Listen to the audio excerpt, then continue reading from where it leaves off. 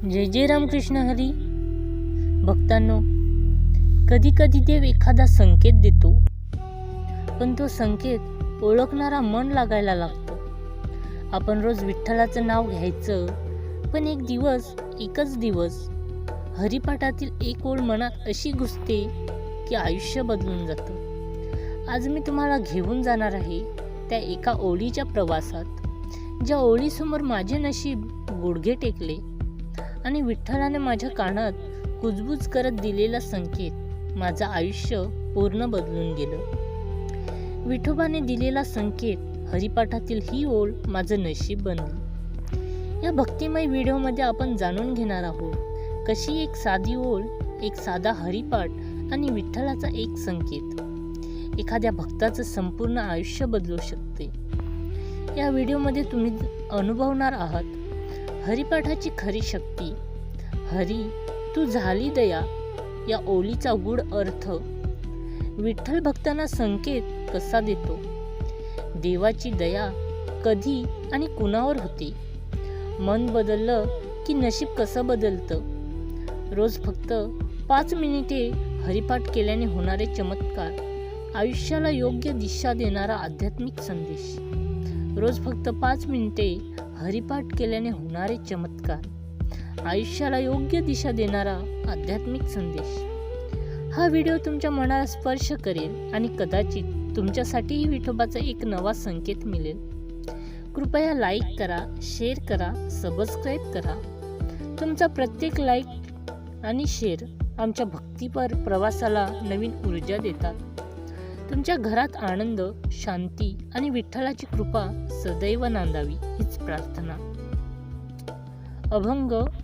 भक्तांनो, आजची आपली मुख्य ओळ आहे हरी तू झाली दया, हरी तू झाली दया मज देऊन नेती पदा. ही ओळ ही फक्त शब्द नाहीत, ही दयेची, भरोशाची, विश्वासाची आणि संपूर्ण शरणागतीची घोषणा आहे.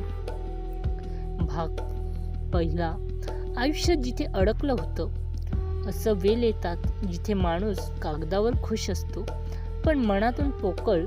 घरात लोक असतात पण मनाशी बोलायला कुणी नसतं. काम असतं पण आनंद नसतो. पैसा असतो पण शांती नसते. मीही तसाच होतो.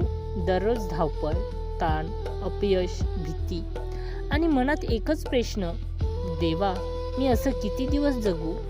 आणि त्या रात्री अचानक मनात विचार आला, आज हरिपाठ करायचा का माहीत नाही.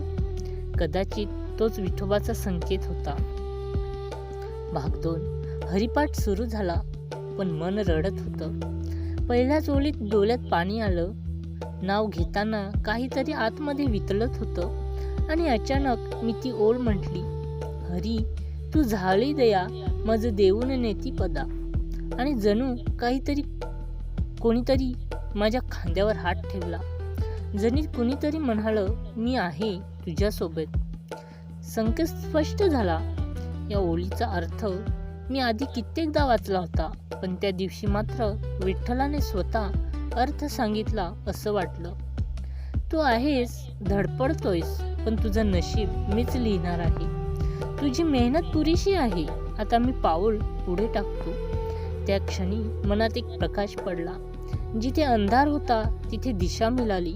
जिथे भीती होती तिथे विश्वास जन्माला. भाग 4. जीवन बदलणारी घटना. त्या दिवसापासून मी रोज हरिपाठ करायला सुरुवात केली. फक्त 15 मिनिटे, पण त्याचा परिणाम अप्रतिम. हळूहळू ताण कमी झाला, मन स्थिर झाला, विचार स्पष्ट झाले, निर्णय योग्य होत गेले आणि महत्त्वाचं म्हणजे नशीब बदलू लागलं. ज्या कामात 10 वेळा अपयश येत होतं, ते काम विठोबाच्या कृपेने सहज जमायला लागलं. लोक म्हणतात नशीब बदललं, पण मला माहिती आहे नशीब बदललं नाही, विठ्ठलाने हात पुढे केला. भाग 5. हरिपाठातील ओळ का बदलते नशीब. जेव्हा भक्त म्हणतो हरी तू झाली दया, तेव्हा मन पूर्ण शरणागतीत जातं. आणि जिथे शरणागती असते तिथे देवाचे हात आपोआप पुढे येतात. ही ओळ आपल्याला शिकवते, भार तू सोड, चिंता तू सोड, परिणाम देवावर ठेव आणि आपल्या वाटेवर चालत राहा. देवाच्या दयेपेक्षा मोठं नशीब नाही आणि देवाच्या नावापेक्षा मोठा आधार नाही. भक्तांनो, जर तुमच्या आयुष्यात अडथळे दिसत असतील, धावपळी वाढली असेल, मन थकलं असेल, तर आजच एकदा शांतपणे म्हणा, हरी तू झाली दया मज देऊने नेती पदा. हे शब्द नाही, ही विठोबाची हमी आहे, ही नशीब बदलणारी ओल आहे.